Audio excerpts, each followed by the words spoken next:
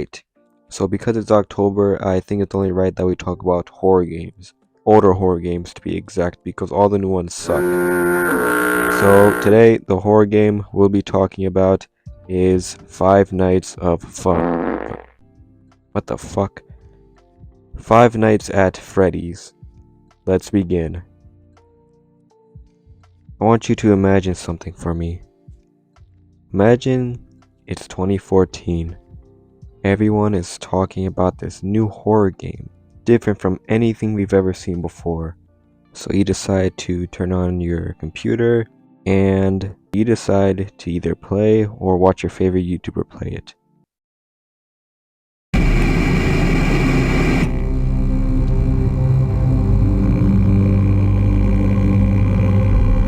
As a kid, I wouldn't even be able to last like 5 seconds because anytime I would see or hear this screen turn on, there would already be so much shit in my pants.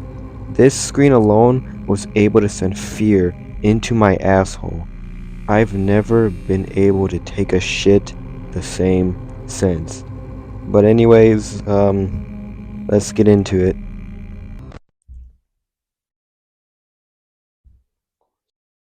It starts off with you in an office.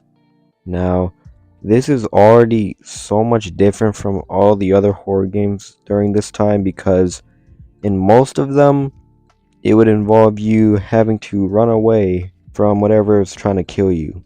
But here, all you can do is turn your head.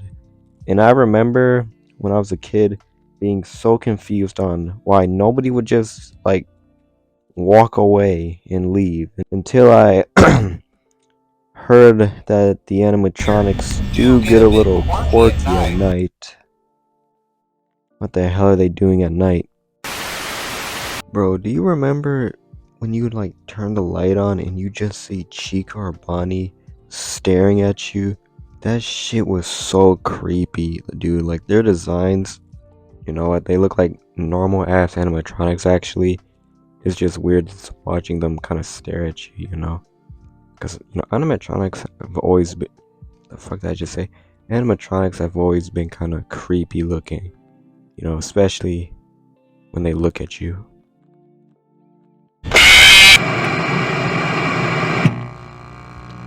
But anyways, I think the animatronic designs look pretty cool.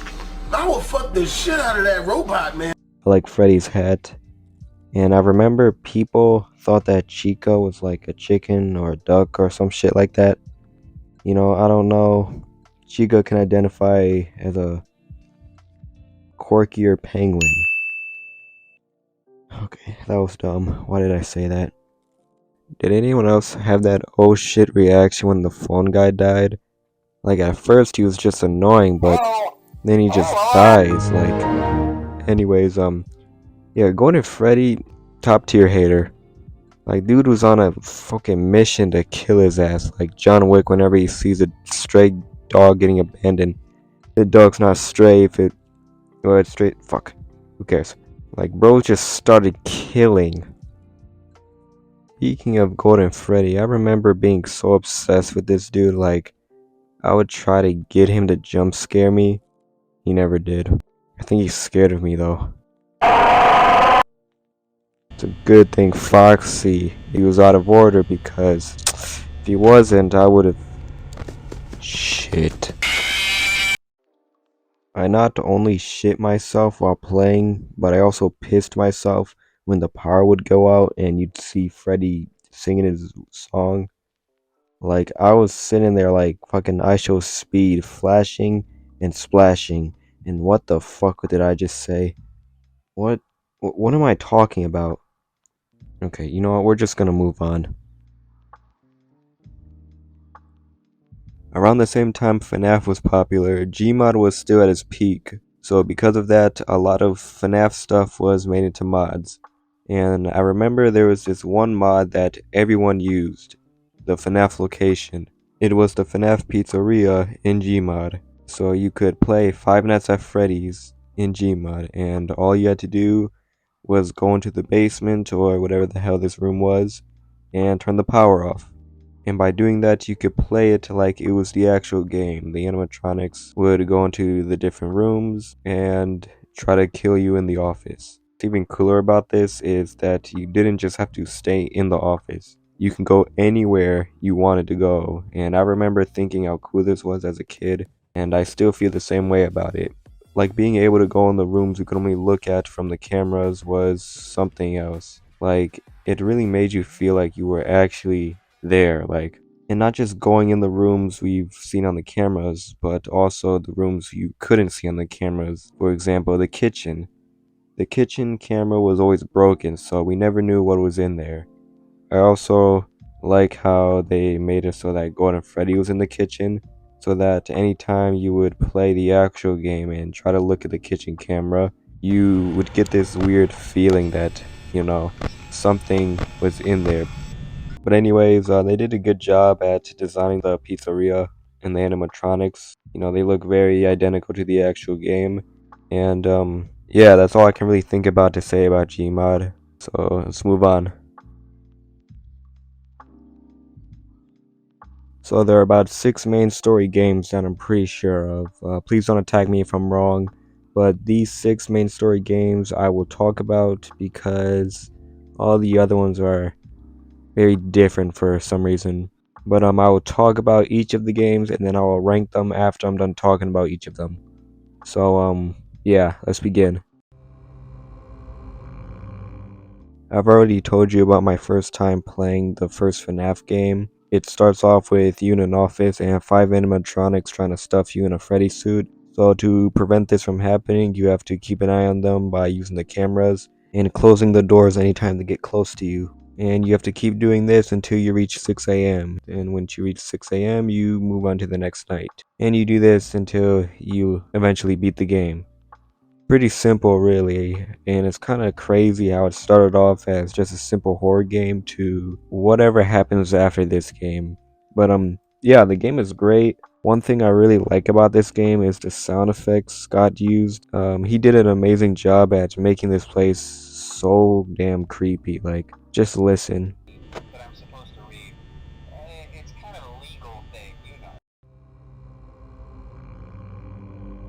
The same year FNAF 1 was made, Scott also made a second game.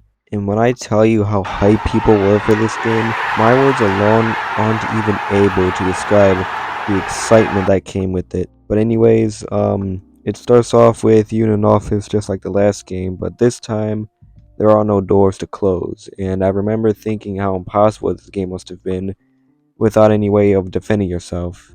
Well, there is actually a way to defend yourself, the Freddy mask. So whenever an animatronic would come in your office, all you had to do was put on your mask and they would think that you were one of them and then leave.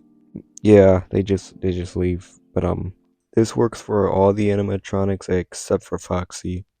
Foxy didn't fall for the mask because if he did, this game would probably be too easy. So the way to get rid of Foxy was to flash him with your flashlight and not anything else. Okay, stop. I've already made a fucking actual speed joke. But anyways, there was still a chance that Balloon Boy would somehow steal your batteries from your flashlight, and if he did this, you'd pretty much be screwed. And it doesn't end there, because you also have to wind up the music box to keep the puppet from murdering your ass. And if you thought it ended there, well, you're wrong, because there are also all of the old animatronics from the last game trying to kill you. Oh, and yeah, there are new animatronics now called the toy animatronics. Yeah, they suck, but yeah, in total there are 15 animatronics trying to kill you at once. Much different from the original game, which only had 5 of them, but oh, and I almost forgot, the animatronics can also crawl through the vents and try to kill you that way. And now that I think about it, how many fucking children were murdered? Like, shit, man. There are so many haunted animatronics trying to kill you. But anyways, as a kid, this game didn't really scare me as much as the last game did. I think the only animatronic that did scare me was Foxy, just because he was so unexpected. I also like how you can see the animatronics in your office. They're a lot bigger than how they looked in the first game. And oh, there are also mini games that would sometimes pop up if you died. That was really cool, and it was the beginning of the FNAF lore. And yeah, that's pretty much all I have to say about this game. So yeah.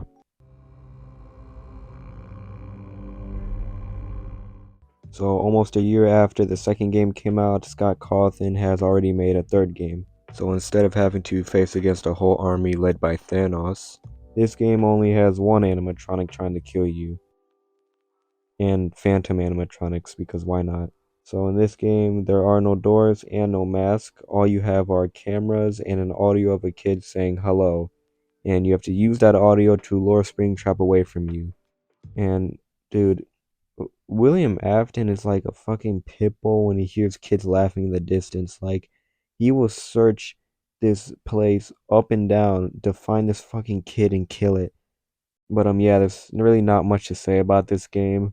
Keep Springtrap away from you and watch for the phantoms. There are also mini games in this one as well. Yeah, I have no idea how anyone was able to figure out the secrets of this game. But yeah, as a kid, I never really understood this game. It's still pretty cool, but it always kind of confused me of why there was just one animatronic and why it followed the audio of a kid. Well, actually, I'm pretty sure it explains, our phone guy explains it, but I don't listen to that guy. So yeah, most people thought this was gonna be the end of FNAF. There was multiple endings to it, and it pretty much wraps up a lot of things that was in the game at this time. And yeah, so Markiplier was finally able to sleep in peace and woke up in a nightmare. Later that year, Scott must have realized how much sleep was holding him back because he released the fourth game that same year. So in this game, it starts off with you in a room this time. You have doors again, but this time the doors are like any other door. And just like the first game, there are mostly four animatronics trying to kill you. And what the hell was Scott on when he made these dudes? It's no wonder he calls them the nightmare. Bitch, this is more than just a fucking nightmare. This is from hell. But anyways, just like the first game, you have to close the doors whenever they're closed. But this time you don't have cameras, so you have no clue where they are, and you also are limited to using your light because one wrong flash and it's over for you. You also have to listen very carefully for breathing. If you can hear anything, you have to close the door until you think they're gone. These aren't even animatronics anymore. But anyways, this is only for Bonnie and Chica. For Freddy, you have to flash his children. Pause. You have to flash his children away before they overcome you. And for Foxy, you need to keep closing the door until he turns into this cute plush. And as a kid, I didn't actually find this game that scary, surprisingly. I felt like he overdid it with the whole trying to make them look scary type of thing. I don't know. And a lot of people may have been scared of him, not me for some reason. I don't know why. But don't get me wrong. I still shit myself anytime I got jump scared, but it just didn't do it for me until I saw the other two animatronics. That's right. There are two or one animatronic. I don't know, but imagine playing this game on the fifth night and then you hear this.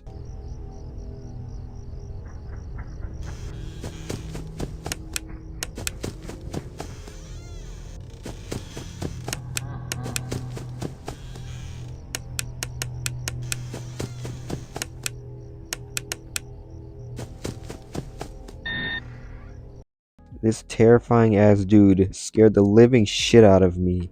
And do you know what Scott called him? Nightmare Fredbear. Okay. Me as a kid had to fight against Nightmare Fredbear. He did what every other animatronic did, but way faster, and the sound he made, scary. And yeah, that's pretty much all I can say about this gameplay wise. Of course there are mini games and more lore and the bite of 87 or 83, whatever you want to call it. And yeah, I think that's pretty much all for FNAF 4.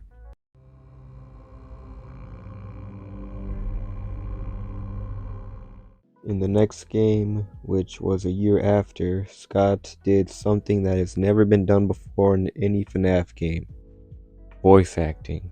And not just phone guy, but the animatronics actually talked to you throughout the whole game. So it starts off with you in an elevator going down to your real office. Then, after shocking the animatronics for a bit, this new animatronic named Baby talks to you and pretty much helps you throughout the entire game. You have to do many mini games for each of the nights. No more 6 a.m. Once you finish a mini game, you start the next night.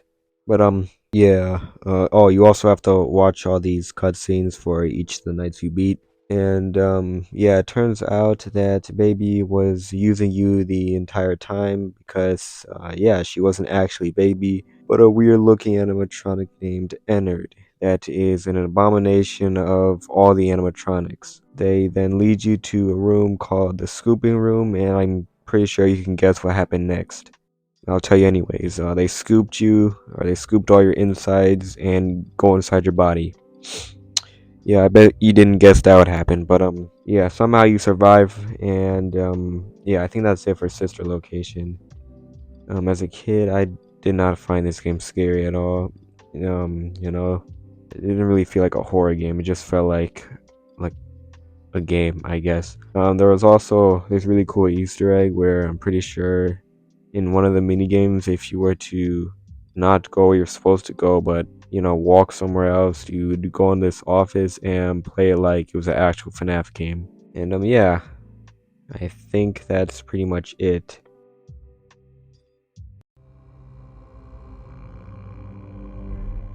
In another year after the last game, FNAF 6, the end of the main story. It all starts off with you as the new owner of FNAF, or Freddy Fazbear's Pizza. So yeah, just like a simulator, you would have to buy things and build your restaurant to make a lot of money. But just like FNAF, there's a twist. You have the option to either salvage or throw away these weird looking animatronics that were just sitting in the alley. Imagine just walking, minding your own business, and you see this creepy ass robot just sitting there in an alleyway. But anyways, if you choose to salvage them and fail to salvage them all, you will have to do one last showdown versus all of the animatronics that weren't in the first game. And Lefty, a new animatronic that was used to trap the puppet. So yeah, you also have to buy this cheap ass animatronic named Lefty. But yeah, if you manage to make it to 6 a.m., usually you'd be able to just leave, but not this time. This time you're trapped because this was all a trap from the beginning. That's right.